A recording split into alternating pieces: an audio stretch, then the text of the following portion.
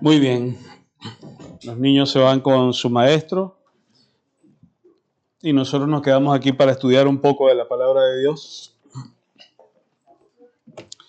Hoy vamos a continuar estudiando en esa serie que inició Nico el día jueves de la semana pasada. ¿Alguien se acuerda de lo que estamos estudiando? El libro de Filipenses, ¿verdad? Nuestra serie es el estudio sobre el libro de Filipenses. Y hoy vamos a continuar donde Nico lo dejó la semana pasada. Con Nico estudiamos la semana pasada los primeros 11 versos de este capítulo 1 del libro de Filipenses.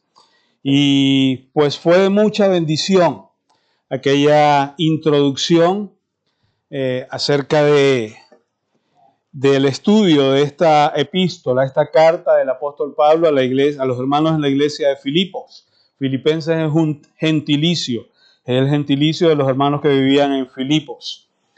Como dijo Nico la semana pasada, para repasar, la epístola fue escrita desde la prisión en Roma, fue escrita por nuestro querido apóstol Pablo, y es una de las 4 cartas que escribió el apóstol mientras estuvo en prisión. El apóstol estuvo en prisión en 2 ocasiones, en prisión, digamos, formal, en prisión larga. Esta primera prisión fue aproximadamente de 2 años y medio o 3 en Roma, y luego estiman los historiadores y los teólogos que el apóstol salió en libertad, siguió ejerciendo su ministerio y luego volvió a ser encarcelado, pero de allí no salió. Cuando fue encarcelado por segunda vez fue asesinado, fue condenado a muerte y murió por la causa del Señor Jesús, probablemente en el año 66 de la era cristiana. Y estando en prisión esta primera vez, como os dije antes, él escribe en su cautiverio 4 cartas que hoy en día podemos disfrutar de ellas. Una de ellas es la del libro de Filipenses. La otra carta es la de Colosenses, la que escribió a los hermanos de la iglesia en Colosas. La carta a la iglesia de Éfeso, a los Efesios. Y una carta preciosa que yo recomiendo que la lean, que es de un solo capítulo, que fue la carta que le escribió a Filemón, a su colaborador, uno de sus colaboradores. Y cosas tremendas que le sucedieron al apóstol estando en prisión. Allí conoció a un hombre que conocía a su colaborador Filemón, y ahí se desarrolla una historia tremenda acerca del amor y del perdón de Dios. Como dijo Nico la semana pasada, la carta está fechada más o menos entre los años 60 y 62 de la era cristiana, bajo el gobierno del emperador Nerón. Y una de las cosas que a mí particularmente me edificó mucho en ese mensaje fue, digamos, el título, porque lo hace a uno pensar mucho. No sé si vosotros lo recordáis, yo sí lo recuerdo. El título era ¿Cómo vivir un cristianismo auténtico? Un cristianismo genuino, un cristianismo, un estilo de vida que de verdad refleje que el Señor Jesús vive en nuestras vidas. Dicho sea de paso, esa debería ser la meta de todo creyente. Esa debería ser el deseo de todo creyente.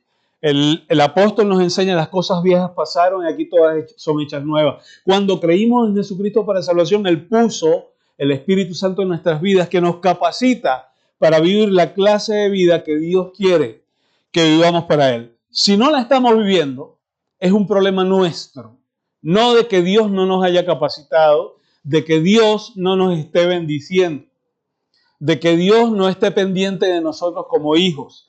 Una de las cosas importantísimas que nos enseñaba Nicolás la semana pasada, en el verso 6, ese verso que muchas veces la gente lo repite, pero no tiene nada que ver con su vida, que dice el apóstol hablando desde su convicción, dice, estando persuadido de esto, que aquel que comenzó en vosotros la buena obra, será fiel. Miren qué palabra, será fiel en perfeccionarla hasta el día de Jesucristo. Dios ahora mismo, a pesar de tu pecado, a pesar de tu condición, tu deseo de alejarte de Él, de hacer las cosas que a Él no ama, que a Él no le gustan, ahora mismo, a pesar de todo eso, Dios está siendo fiel contigo. Yo quería que tú supieras eso por si acaso no lo sabías. Otra cosa preciosa que nos enseñó Nico fue una pregunta importante que él lanzó cuando nos preguntó cuáles son los pensamientos que inundan nuestro corazón para marcar nuestra conducta. Hace unas semanas atrás yo predicaba un mensaje acerca de a quién estamos oyendo y tiene mucho que ver con esta pregunta. ¿Qué estás dejando tú que entre en tu corazón, en tu mente, para que influya tanto que marque el acontecer de tu vida? ¿Estás leyendo la palabra de Dios? Porque si estás leyendo la palabra de Dios, si es de eso, de lo que tú te estás alimentando a diario, pues tu vida va a reflejar a Cristo constantemente. Pero si tú estás dejando que tu vida, tu mente, se llene de cualquier otra cosa, mi hermano, no quiero juzgar, pero tu vida no va a reflejar a Cristo. Tu vida no va a reflejar aquello para lo cual el Señor Jesús te salvó a ti, que es que vivieras para Él. De tal manera que yo te animo como cristiano a que tú pienses acerca de todas estas cosas. Mi hermano, cuando Nico y yo nos paramos aquí y exhortamos con palabra de Dios, no con nuestras palabras, no es para que ustedes se sientan unas cucarachas y se vayan a su casa triste. No, es para que cada uno de nosotros pueda reflexionar acerca de estas cosas y ponerse delante del Señor y hacer los ajustes que sean necesarios. Señor, hasta hoy yo viví de esta manera, pero de ahora en adelante yo quiero servirte, obedecerte, darte lo mejor de mi vida a ti. Ese es el resultado que el Señor espera en cada mensaje que cada uno de sus pastores en todas las iglesias fieles del mundo predican para edificar a sus iglesias. Miren lo que dice Romanos capítulo 8, verso 28. Romanos capítulo 8, verso 28 dice, y sabemos que a los que aman a Dios, todas las cosas, yo sé, de paso yo te animo que te aprendas este verso de memoria, les ayudan a bien. Esto es, a los que conforme a su propósito son llamados. Yo he oído miles y miles de veces cristianos malinterpretar este verso y asumir que, bueno, que es que como yo soy cristiano todo me va a ir bien. No, eso no es lo que dice la palabra. Dice, a los que aman a Dios, todas las cosas les ayudan a bien. Y luego dice, si el verso fuera hasta allí, sí, sería verdad lo que dicen los cristianos por allí. Bueno, es que como yo soy cristiano, todo me va a ir color de rosa. Todo va a ser una felicidad, no va a pasar nunca nada, malas noticias cero. No. Pero luego dice, esto es a los que conforme a su propósito son llamados. Los cristianos necesitamos ser cristocéntricos. Y la palabra cristocéntrico no es una palabra religiosa. Lo que significa es que el Cristo sea el centro de nuestra vida, que toda nuestra vida gire en torno a Cristo. Pero muchas veces pensamos que no, que es que Cristo tiene que girar en torno a nuestra vida. Nosotros somos el sol de Cristo y Cristo tiene que girar alrededor nuestro. Y tiene que complacer todos nuestros caprichos y todos nuestros deseos y todas nuestras actitudes mundanas. Pero no, la realidad es que la palabra de Dios dice que Él nos salvó para que nosotros vivamos para Él. Eso es muy diferente. Él nos salvó para que nosotros vivamos para Él. Y las cosas que nos suceden nos ayudan a bien en lo que tiene que ver con su propósito de vida para cada uno de nosotros. No tu propósito de vida con Cristo, no tu agenda. Las cosas que nos suceden, aunque humanamente las veamos malas o buenas, nos suceden para el cumplimiento de su propósito en nuestras vidas. Gálatas capítulo 2, verso 20, un verso que también te recomiendo que lo aprendas de memoria y que muchas veces lo hemos recitado aquí. Con Cristo estoy juntamente crucificado, decía el mismo apóstol Pablo. Y ya no vivo yo, más bien Cristo en mí. Y lo que ahora vivo en la carne, en esta carne, en este cuerpo de pecado, lo que ahora vivo en la carne, Lo vivo en la fe del Hijo de Dios, en quien yo confié para salvación, el cual me amó y se entregó a sí mismo por mí. De tal manera que te debo dar la noticia, si no lo sabes, que todo lo que tú has hecho desde que creíste en Jesucristo para salvación, lo has hecho en Cristo. Si han sido cosas que honran a Dios, pues gloria a Dios. Pero si han sido cosas que no le dan honra a Dios, hoy sería un buen momento para que tú te pongas a cuentas con el Señor y le digas, Señor, quiero romper con este estilo de vida que estoy llevando. Quiero ponerme delante de ti y quiero vivir la vida que tú tienes para mí. ¿Por qué te comparto estos versos? Porque esa fue la decisión que tomó el apóstol Pablo. Y de eso trata la epístola de los Filipenses, de cómo vivir una vida que agrade al Señor. Muchos estudiosos dicen que es la epístola del gozo, porque el apóstol en muchos casos, a través de los 4 capítulos de la epístola, llama a los filipenses a regocijarse, sea cual sea la situación, a regocijarse. Pero ese regocijo está basado en una vida que tiene unos cimientos sólidos en Jesucristo y que entiende que todas las cosas que pasan en su vida son motivo de regocijo porque ayudan al propósito de Dios en su vida.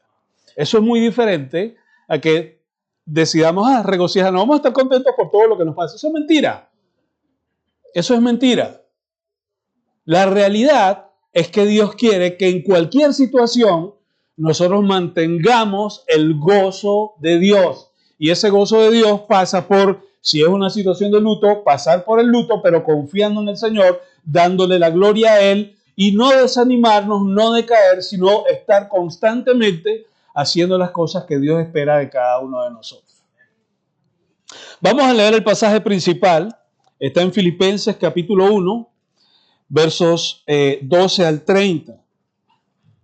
Filipenses capítulo 1, versos 12 al 30. Dice, quiero que sepáis, hermanos, que las cosas que me han sucedido, y ya vamos a ver cuáles son las cosas de las que habla el apóstol, han redundado más bien para el progreso del evangelio.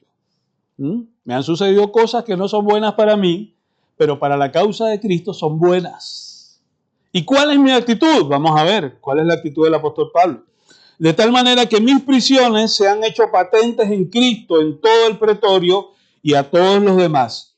Y la mayoría de los hermanos, cobrando ánimo en el Señor con mis prisiones, se atreven mucho más a hablar la palabra sin temor. Algunos a la verdad predican a Cristo por envidia y contienda, pero otros de buena voluntad. Los unos anuncian a Cristo por contención, no sinceramente, pensando añadir aflicción a mis prisiones, pero los otros por amor, sabiendo que estoy puesto para la defensa del Evangelio. ¿Qué pues? Que no obstante, de todas maneras, o por pretexto o por verdad, Cristo es anunciado y en esto, mire lo que dice, me gozo. No dice que pues yo estoy de fiesta, pasándola bien con unos amigos, voy todos los días a la piscina y en esto me gozo. No. Estoy en prisión, algunos predican a Cristo por contienda, otros de verdad de corazón, pero por una causa o por la otra el evangelio es predicado. Y esto es lo que me hace feliz a mí. En esto es en lo que yo me gozo. Esa era la actitud del apóstol Pablo. Y en esto me gozo y me gozaré aún. Verso 19. Porque sé que por vuestra oración y la suministración del Espíritu de Jesucristo, esto resultará en mi liberación, conforme a mi anhelo y esperanza de que en nada seré avergonzado. Antes bien, con toda confianza, como siempre, ahora también será magnificado Cristo en mi cuerpo, o por vida o por muerte. Porque para mí, y este yo creo que es el verso central de todo el libro de Filipenses, el 1:21, dice, porque para mí el vivir es Cristo y el morir es ganancia. Perdón que me emocione un poco, ¿vale? Mas si el vivir en la carne resulta para mí en beneficio de la obra, no sé entonces qué escoger. Y ya vamos a ver todo esto. Porque de ambas cosas estoy puesto en estrecho, teniendo deseo de partir y estar con Cristo, lo cual es muchísimo mejor. Pero quedar en la carne es más necesario por causa de vosotros. Y confiado en esto, sé que quedaré, que aún permaneceré con todos vosotros para vuestro provecho y gozo de la fe, para que abunde vuestra gloria de mí en Cristo Jesús por mi presencia otra vez entre vosotros.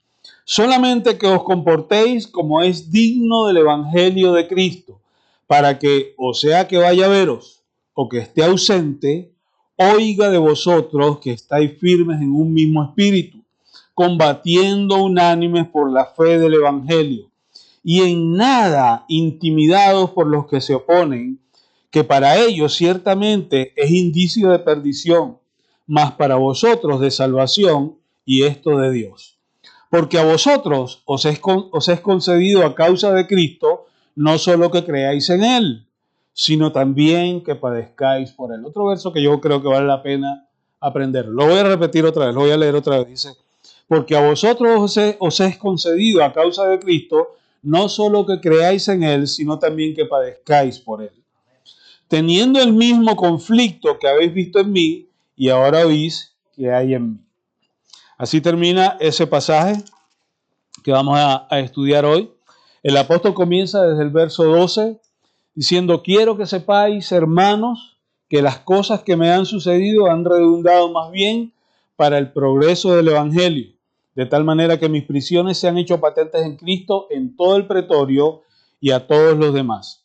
Y la mayoría de los hermanos, cobrando ánimo en el Señor con mis prisiones, se atreven mucho más a hablar la palabra sin temor. Algunos a la verdad predicando a Cristo por envidia y contienda, pero otros de buena voluntad. Examinemos este pasaje, a ver cuáles eran las circunstancias que rodeaban al apóstol Pablo. Como dije en la introducción, la carta fue escrita desde la prisión en Roma. Y el apóstol menciona aquí algunas cosas importantes. Dice que las cosas que han sucedido, que le han sucedido a él, que estaba preso, han redundado más bien para el progreso del Evangelio. Mi prisión, el hecho de yo estar en prisión, no porque me pillaron robando en un supermercado, no porque maté a alguien, no porque violé a... No, por predicar a Cristo, ¿vale? Estoy preso por predicar a Cristo, pero esta prisión que estoy sufriendo ha redundado para el bien del Evangelio.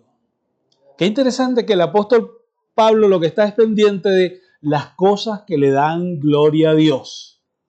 Y él estaba pendiente de que aún en sus prisiones Dios fuera glorificado en su vida. Dice, de tal manera que mis prisiones se han hecho patentes en Cristo, se han hecho visibles, se han hecho notorias en Cristo, y dice en todo el pretorio. ¿Qué palabrota es esta? El pretorio. El pretorio era una institución romana, ¿vale? Recuerden que el tiempo en que el Señor Jesús nació, estaba el imperio que regía el mundo era el imperio romano. Y Jesús dice que sus prisiones eran notorias en el pretorio.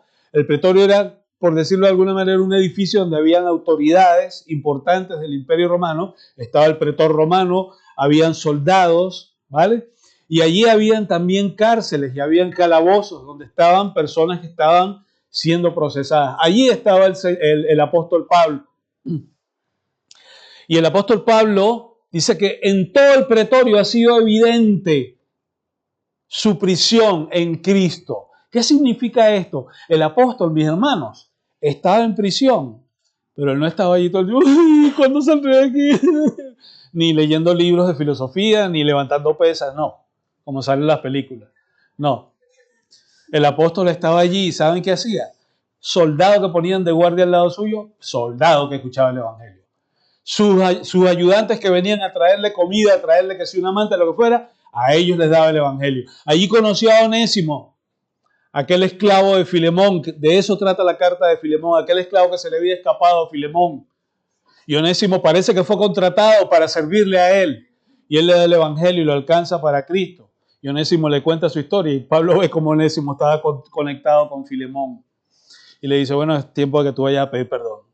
Y le escribe una carta a Filemón para pedirle que lo reciba como hermano. y le dice, si en algo te ha fallado, si algo has tenido que gastar por él, si te ha hecho perder dinero, lo que sea, ponlo a mi cuenta, le dice el apóstol Pablo.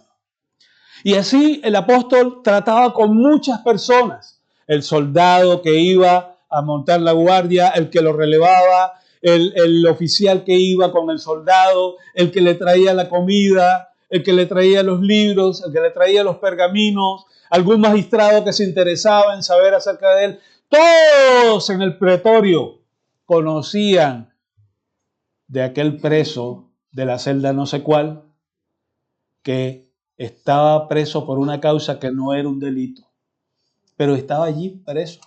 Desde el punto de vista romano no era un delito. Recuerden que era la persecución de los judíos la que lo llevó allí. Dice que sus prisiones se habían hecho patentes en Cristo en todo el pretorio y a todos los demás. Algo estaba pasando. Dice en el pretorio y a todos los demás. Lo que quiere decir que mucha gente afuera sabía de la condición de un hombre que estaba preso por su fe en Jesucristo. Muchas personas sabían acerca de esta situación. No eran solo los que trabajaban en el pretorio, sino muchas personas por fuera. Dice, y a todos los demás, verso 14, y la mayoría de los hermanos, cobrando ánimo en el Señor con mis prisiones, se atreven mucho más a hablar la palabra sin temor. Los hermanos se sentían identificados con el apóstol Pablo. Y decían, wow, este hermano de verdad vive la vida de la que predica. Está padeciendo injustamente por el Señor Jesús, pero no se rinde. No está allí escribiéndonos, ayúdame a escaparme, no. Está animándonos constantemente y nos dice, regocijaos. Pablo escribe desde Roma, ellos están en Filipos y reciben esta carta. Y me imagino que estaban asombrados de todo lo que estaban leyendo. En ningún momento había una queja, en ningún momento había una situación de por qué Dios permite esto en mi vida. No, él estaba clarísimo de que la voluntad de Dios estaba llevando a cabo en su vida. Y que esto estaba redundando en la edificación de los trabajadores del pretorio, de los que estaban afuera, que sabían la historia de lo que le estaba sucediendo, y en los hermanos de Filipos que estaban recibiendo la carta y se estaban enterando de todas estas cosas. Dice, algunos a la verdad predican a Cristo por envidia y contienda, pero otros de buena voluntad. ¿Qué pasaba? En Filipenses 1:15 Pablo explica que algunos estaban predicando el evangelio movidos por la envidia, la rivalidad y la ambición egoísta. Ahora, aquí podían estar sucediendo dos cosas. Uno, que había celos, porque la única iglesia no era la que había, la iglesia de Roma que vemos en la Escritura. Era la principal, que probablemente la había fundado el apóstol Pedro. Pero de allí habían nacido otras iglesias y se habían levantado otros predicadores. Y a lo mejor a muchos judaizantes o no judaizantes no les gustaba mucho que Pablo fuera una gran influencia. Yo quiero ser la influencia de los cristianos aquí. Yo quiero que me miren a mí. Y allí era donde estaba el problema, mis hermanos. Cuando un hombre de Dios, un hombre que está llevando las riendas de una iglesia, un pastor, un predicador, un hermano fiel, desea de corazón que su congregación ponga su mirada en él, pues ya perdió. Ya perdió. Porque nuestra misión es desviar vuestra mirada al Señor Jesús. Esa es nuestra misión.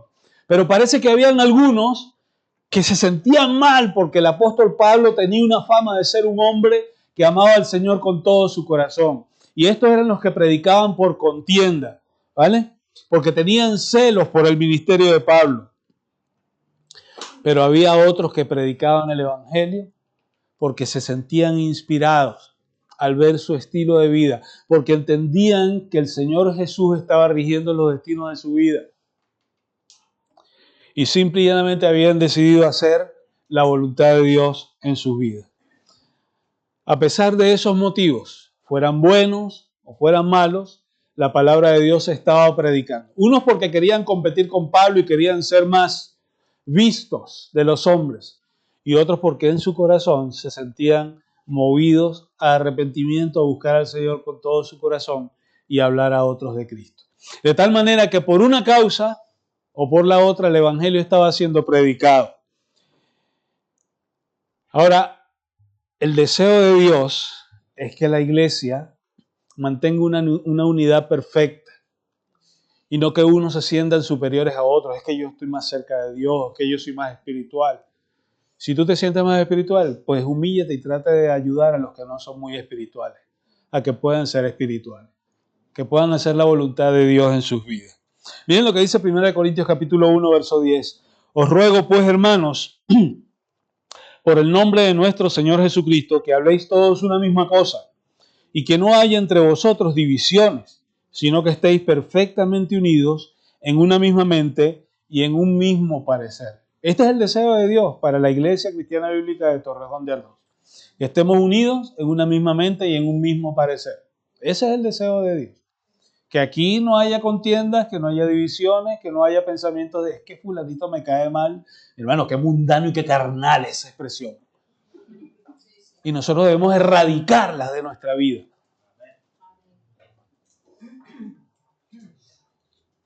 El deseo de Dios es que nos amemos los unos a los otros. Mira lo que dice 1 Corintios 3, 4 al 6. Dice, porque diciendo el uno, yo ciertamente soy de Pablo, y el otro, yo soy de Apolos, no sois carnales, no es carnal la división, dice el apóstol Pablo. ¿Qué pues es Pablo y qué es Apolos?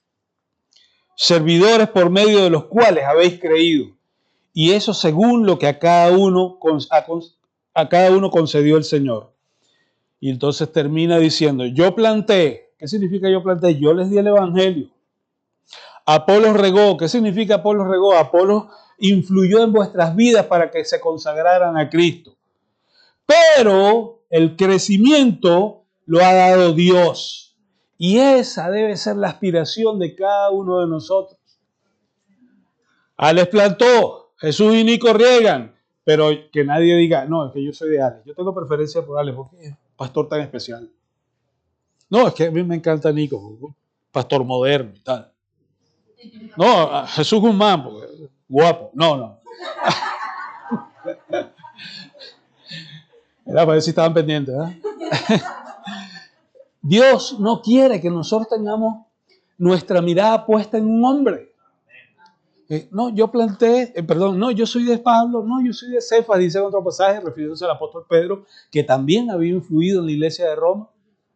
Yo soy de Apolos, que había sido un hombre que fuertemente había influido en la iglesia de Filipos,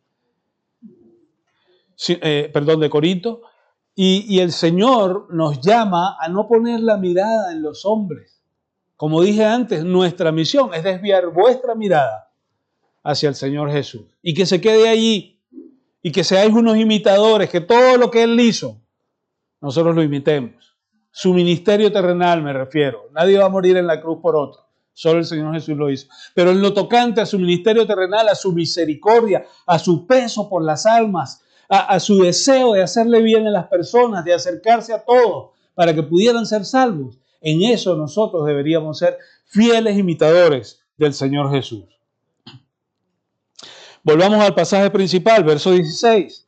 Los unos anuncian a Cristo por contención, no sinceramente, pensando añadir aflicción a mis prisiones. Pensaban que si predicaban a Cristo, como Pablo estaba preso, ellos iban a añadir tristeza a la vida de Pablo. Pero los otros por amor, sabiendo que estoy puesto para la defensa del Evangelio. Ahora, me gustaría un momento hacer un paréntesis y ver cuáles eran los sufrimientos de los que el apóstol hablaba y de cuáles eran sus marcas como hombre de Dios. No para enorgullecerse de ellas, porque había gente que decía, es que yo estuve en Corinto, prediqué el Evangelio. Es que yo vengo de la tribu de Judá y yo soy sobrino de yo no sé quién. Es que yo soy judío de judíos. Es que yo fui instruido a los pies del maestro Gamaliel,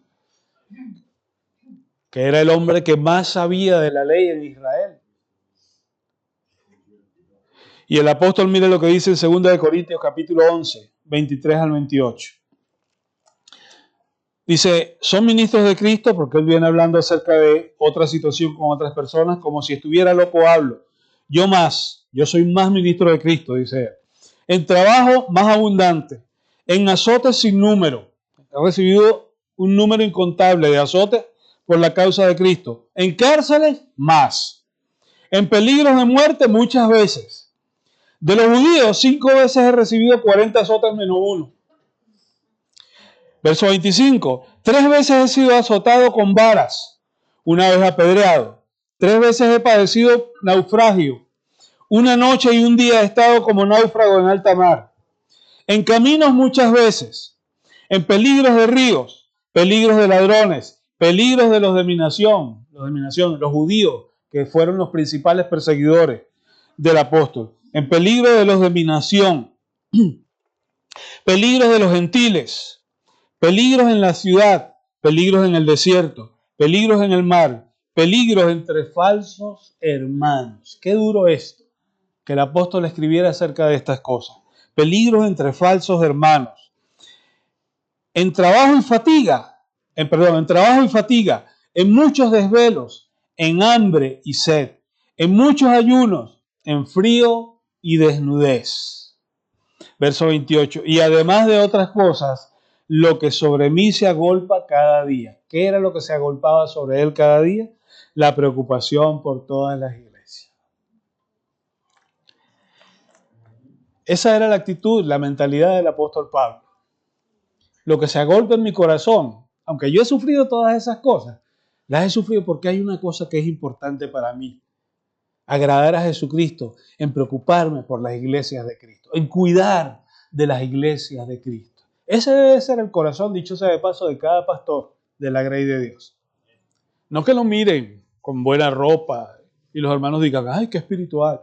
No, que los hermanos se consagren a Cristo. El pastor debe estar echando rodillas constantemente, orando al Señor por los corazones de las personas a quienes Él está pastoreando. Y la palabra de Dios dice que deben pastorearles, no por ganancia, no para recibir un sueldo, por ser el pastor de la iglesia, sino para ayudarlos a acercarse al Señor Jesús. No para hacer un gran show con una iglesia de miles de miembros, donde ni siquiera se predica algo parecido al Evangelio.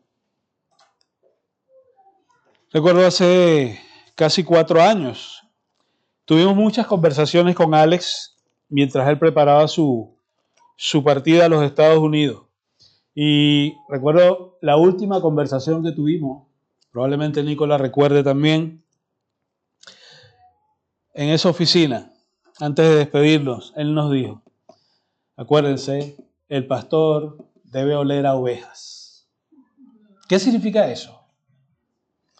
Que el pastor debe estar ahí compenetrado con las ovejas, no el pastor allá en el pedestal para que todos lo miren, ¡ay, qué grande es el pastor! No, el pastor tiene que estar allí con su gente, edificándoles, ayudándoles, animándoles. Esa es la misión del pastor.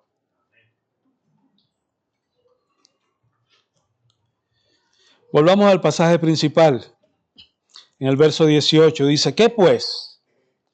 Que no obstante, de todas maneras, o por pretexto o por verdad, Cristo es anunciado, y en eso me gozo, porque eso edifica la iglesia, porque su preocupación era por la iglesia de Cristo. Y me gozaré aún. Verso 19, porque sé que por vuestra oración y la suministración del Espíritu de Jesucristo, esto resultará en mi liberación. Él tenía fe y estaba convencido de que por la oración de los hermanos, y esa palabra que usa allí, suministración, no es otra cosa que la intervención del Espíritu Santo, por la suministración del Espíritu de Jesucristo, esto resultará en mi liberación. Pablo estaba confiado de que al final él iba a ser liberado, conforme a mi anhelo y esperanza de que en nada será avergonzado. Antes bien, con toda confianza, como siempre, ahora también será magnificado Cristo en mi cuerpo, o por vida o por muerte.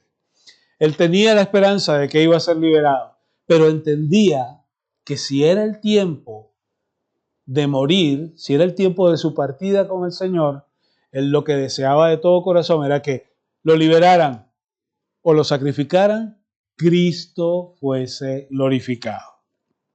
Por vida o por muerte, que sea Cristo magnificado en mi cuerpo. Es decir, que cualquier cosa que suceda, la más mínima, implique que es la voluntad de Dios en mi vida y se refleje a Jesucristo en mi vida, por vida o por muerte. Y aquí viene el gran verso, que por supuesto con una introducción como la que él nos ha mostrado antes, pues tiene un peso precioso en la vida de aquella persona que lea esta palabra. Dice, porque para mí el vivir es Cristo. Para mí el vivir no es otra cosa. Y el morir es ganancia. ¡Wow! ¡Qué conclusión! La del apóstol Pablo. Para mí el vivir es Cristo. Si yo estoy vivo, lo único que me importa en mi vida es darle la gloria a Cristo. Esa era la mentalidad del apóstol. Eso era lo que el Espíritu había puesto en su corazón. Para mí el vivir es Cristo. Si estoy vivo, yo quiero vivir para Cristo. Pero él decía, y el morir es ganancia. Vivir es Cristo, es bueno, estar vivo y honrarle a Él. Pero él decía, hay una ganancia mayor.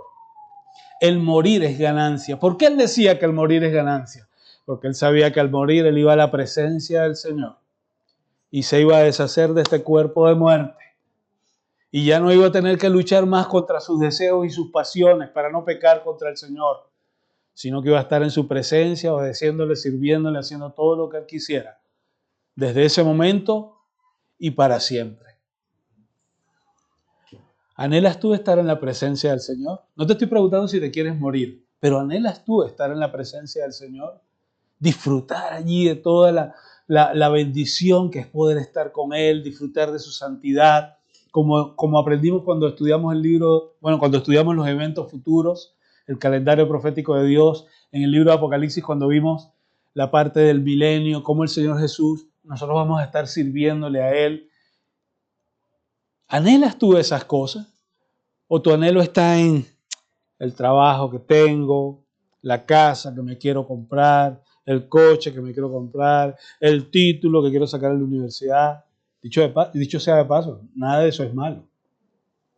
Nada de eso es malo. Pero ¿qué es lo que pesa en tu corazón? ¿Qué es lo que pesa en tu corazón? ¿Quieres darle la gloria a Dios en tu vida? ¿O quieres vivir como vaya viniendo, vamos viendo en las cosas espirituales? Yo voy los domingos y los jueves y ya, con eso es suficiente. Jesucristo que se conforme con eso. ¿Qué quieres hacer con tu vida como cristiano? Porque para mí el vivir es Cristo y el morir es ganancia. Verso 22. Mas si el vivir en la carne, vamos a ver por qué él dice que el vivir es Cristo. Mas si el vivir en la carne resulta para mí en beneficio de la obra, no sé entonces qué escoger. No sé qué puede hacer mejor. Si que me liberen o que me sacrifiquen y yo parta con el Señor. Porque de ambas cosas estoy puesto en estrecho, dice. Me siento que estoy entre dos aguas, teniendo deseo de partir y estar con Cristo, lo cual es, mire la palabra que usa, el adverbio, muchísimo mejor. No dice lo cual es mejor, no, muchísimo mejor.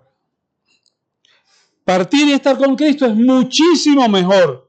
Verso 24, pero quedar en la carne es más necesario, porque es que tengo muchos amigos y tengo muchas metas que lograr. ¿Es eso? No, quedar en la carne es más necesario por causa de vosotros. ¿Quiénes son vosotros? La iglesia de Filipos, los cristianos. ¿Qué está diciendo el apóstol? Quedar en la carne, no morir ahora mismo, es más necesario porque todavía hay mucha gente a la que debo edificar. ¿Te levantas tú en las mañanas y lo primero que piensas en tu mente es, Señor, ¿a quién edificaré hoy? Señor, ¿a quién debo ir a ayudar? Señor, ¿a quién debo alcanzar con el Evangelio hoy? ¿Es ese tu pensamiento? ¿O hay café?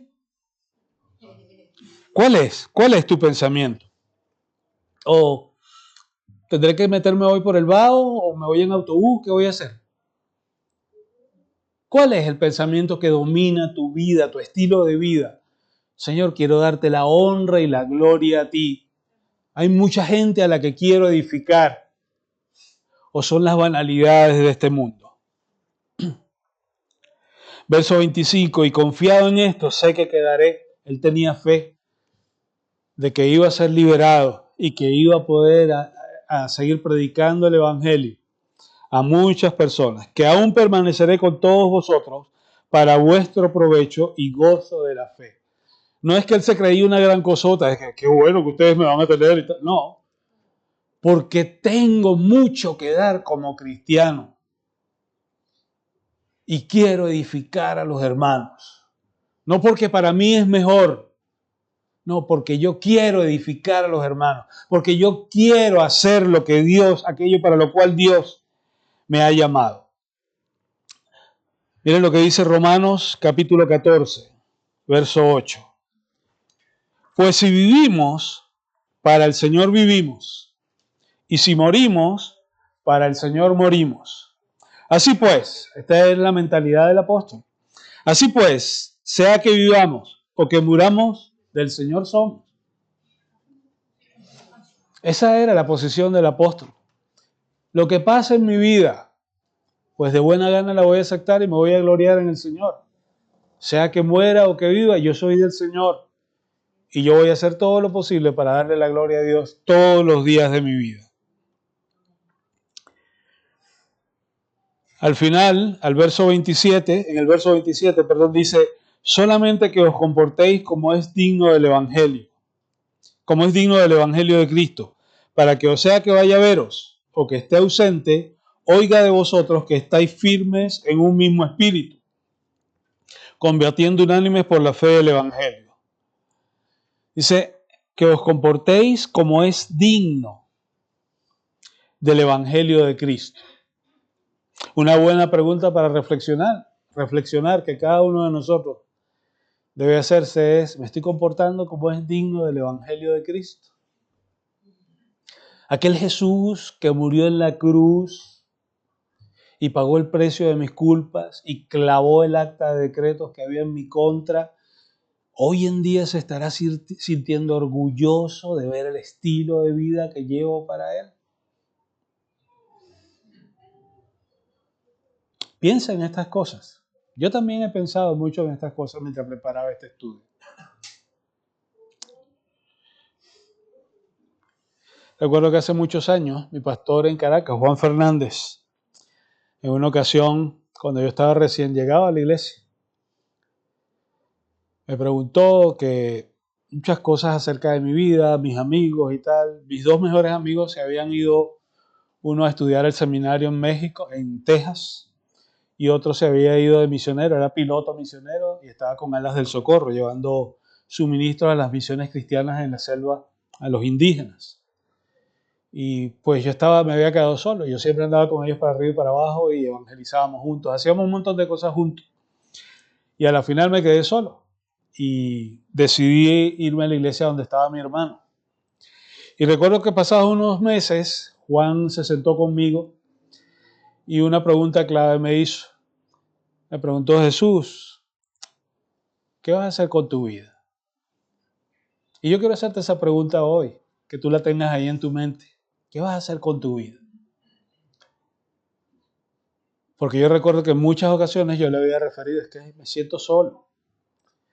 Y él me dijo, ¿qué vas a hacer con tu vida? ¿Vas a seguir quejándote de que tus amigos ya no están? ¿O le vas a servir al Señor? ¿Vas a seguir quejándote de que tus amigos ya no están? ¿O vas a hacer aquello para lo cual fuiste llamado? A mí me sacudió aquello. Me sacudió aquello. Porque la intención de Juan no era que yo me sintiera mal, como una cucaracha. No. La intención de Juan era que yo reflexionara. O sea, tú sabes a qué te ha llamado el Señor. ¿Hasta cuándo vas a estar allí? En la bobería, quejándote. Él usaba esa palabra, bobería. Por eso yo la uso también, se me pegó. ¿Hasta cuándo vas a estar ahí en la bobería quejándote? Que me quedé solo, que mis amigos se fueron. ¿El Señor Jesús te llamó para ir con tus amigos a todas partes o te llamó para que tú edifiques a otros, para que tú le consagres tu vida a Él. No sé cuál sea tu situación hoy, pero la realidad es que sea cual sea tu situación o lo que tú crees para lo cual Dios te ha llamado, la realidad es que el Señor te llamó a ti, te salvó a ti para que tú vivas tu vida para Él. Y eso era lo que decía el apóstol Pablo. Por eso Nico predicaba ese mensaje la semana pasada de cómo debe ser nuestra vida como cristianos. Miren lo que dice Efesios 2, 19 al 20, el capítulo que comenzará Nico la semana que viene. Que tiene que ver con algo que está en Filipenses 3, pero no es la semana que viene. Así que ya no sois extranjeros, dice, ni advenedizos, sino conciudadanos de los santos y miembros de la familia de Dios, edificados sobre el fundamento de los apóstoles y profetas, siendo la principal piedra del ángulo Jesucristo mismo. Ya no somos extranjeros ni advenedizos, dice, somos miembros de la familia de Dios. Tú y yo hemos cambiado de nacionalidad cuando creímos en Jesucristo para salvación. Y lo que el Señor Jesús espera es que cada uno de nosotros se comporte como un embajador de su familia, de la ciudad celestial. Volvemos al pasaje principal y ya para terminar, y en nada, verso 28, y en nada intimidados por los que se oponen, que para ellos ciertamente es indicio de perdición, mas para vosotros de salvación, y esto de Dios. Porque a vosotros os es concedido a causa de Cristo, no solo que creáis en Él, que ya lo hicisteis, sino también que padezcáis por Él. ¿Qué está diciendo el Señor? ¿Que tengamos vocación de mártires? No. Pero sí nos está diciendo que nuestra vida es para Él. Y el propósito de nuestra vida es que sirvamos a su propósito en nuestra vida. Y la prueba que Él envíe, pues por ella pasaremos confiados en el Señor y con el gozo necesario. Bien. Dice, teniendo el mismo conflicto que habéis visto en mí y ahora oís que hay en mí. El apóstol dice, no se declara exento, no, es que como yo soy tan espiritual esto no me afecta. ¡Claro que lo afectaba! ¡Claro que era algo duro!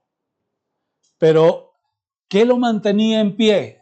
Su convicción de que estoy obedeciendo al Señor y le estoy dando la honra y la gloria en todas las cosas.